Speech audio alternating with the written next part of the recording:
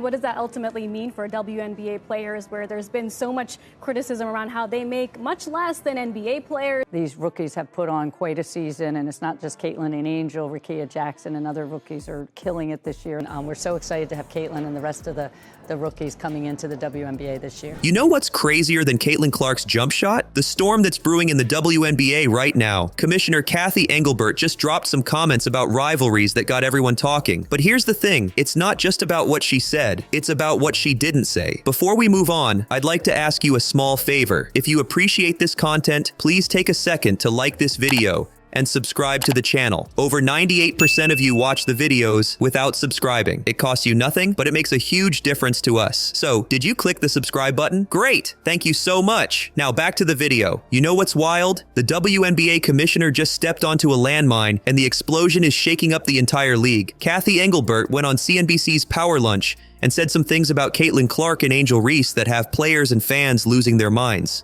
But what exactly lit the fuse on this WNBA powder keg? Let's break it down. Engelbert compared the Clark-Reese rivalry to the legendary Bird Magic showdowns. Now, that might sound cool on paper, but it's not sitting right with a lot of people. Why? Because there's a whole racial dynamic at play here that Engelbert seemed to gloss over. But wait, it gets worse. Engelbert dropped this bomb. But the one thing I know about sports, you need rivalry. That's what makes people watch. They want to watch games of consequence between rivals. They don't want everybody being nice to one another. One thing I know about sports, you need rivalry. That's what makes people watch. They want to watch games of consequence between rivals. They don't want everybody being nice to one another. So, whoa, it's like she's saying, who cares about player well-being? We need drama for ratings. The players weren't having it. Breanna Stewart, one of the biggest stars in the WNBA, fired back. She said, "We want our sport to be inclusive for race, for gender, and really a place where people can be themselves." Stewart's not just talking about basketball here. She's calling for the league to step up and be a leader in inclusivity. And Stewart wasn't alone. Chelsea Gray, another WNBA superstar, called out Engelbert for dropping the ball. Gray pointed out that most of the league is made up of black women, and Engelbert's comments felt like a slap in the face. It's like Engelbert was saying, hey, let's ignore racism if it helps us make more money. Not cool. The reaction was fast and furious. Players were tweeting, fans were raging, and suddenly the WNBA was in the spotlight for all the wrong reasons.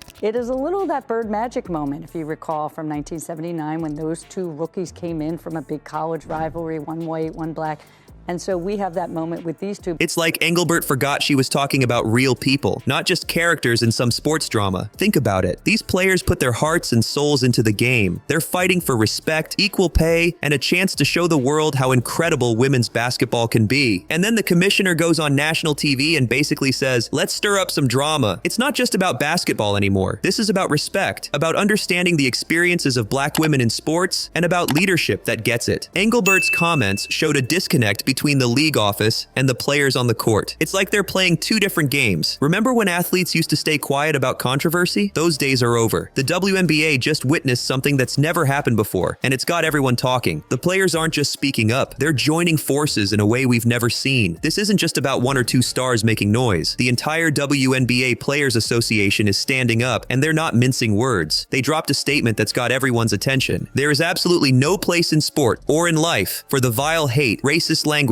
homophobic comments, and the misogynistic attacks our players are facing on social media. That's not just a statement, it's a line in the sand. But it's not just the union. Individual players are stepping up, and they're not holding back. Alicia Clark, one of the league's veterans, called out Engelbert directly. She said, I think there was an opportunity for her to really be able to take hold of what's been going on and let people know that regardless of the amount of dollars that are coming in, racism and misogyny and homophobia, they have no place in our league. Clark's not just talking about basketball. She's talking about human dignity, and she's not alone. Breanna Stewart, one of the biggest names in the game, didn't pull any punches.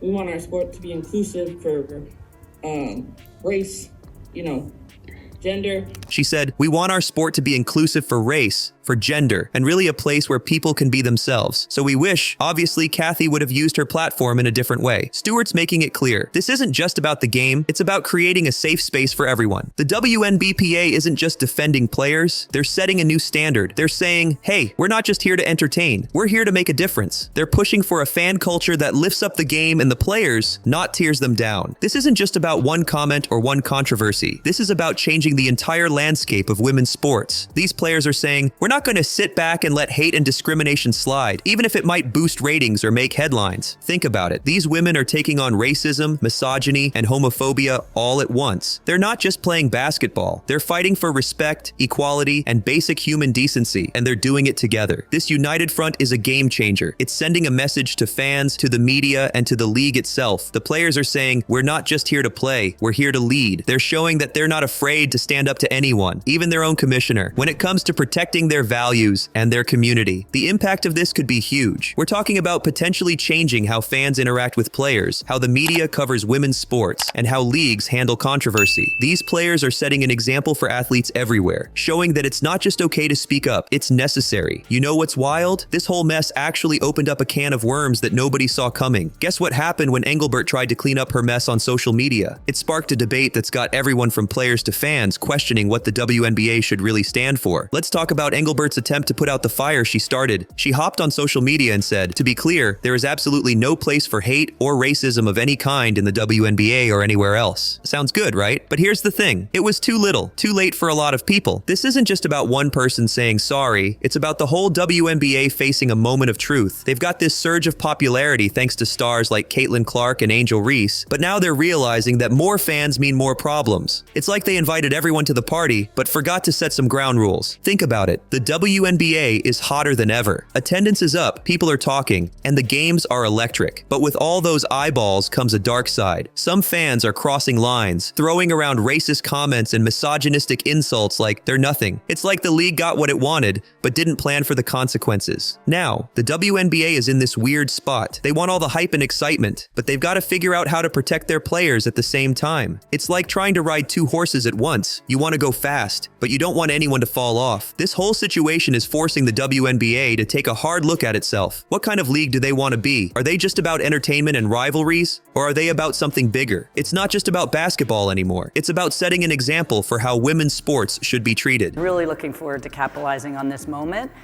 Because it is a moment we're ready for. Here's where it gets interesting. The WNBA has a chance to do something huge here. They could redefine what it means to be a fan. Imagine a sports league where passion doesn't mean hate, where rivalry doesn't mean disrespect. That's the kind of thing that could change not just basketball, but all of sports. But it's not going to be easy. The WNBA needs to figure out how to keep the excitement without the toxicity. They need to show fans that you can love your team without hating on others. It's like teaching a whole new way of watching sports. And you know what? The players are leading the charge. They're not just athletes anymore. They're advocates, role models, and leaders. They're showing that you can be competitive on the court and compassionate off it. It's like they're writing a new playbook for what it means to be a pro athlete. This controversy could be the best thing that ever happened to the WNBA. It's forcing everyone, the league, the players, the fans, to think about what really matters. Is it just about wins and losses? Or is it about creating a community that lifts everyone up? The WNBA has a chance to be more than just a sports league. They could be pioneers, showing the world how to build a fan culture that's passionate, respectful, and inclusive. Imagine if they pull this off. They'd be setting an example for every other sport out there.